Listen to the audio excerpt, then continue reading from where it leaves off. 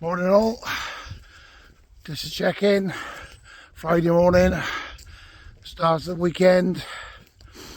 Got quite a busy weekend really, between rugby and family event. That'll keep me occupied, but I'm still going. One weekend, enjoying it. I gotta be honest, it's nice to be back walking and hiking around the place. As I said, took a bit of a break after Kilimanjaro, did a bit of walking, but it's nice to get back into a challenge, and it certainly is for me. But all good. It's Friday. Have a great weekend, whatever you're doing. I certainly will. Always like to stay positive as much as I can, me.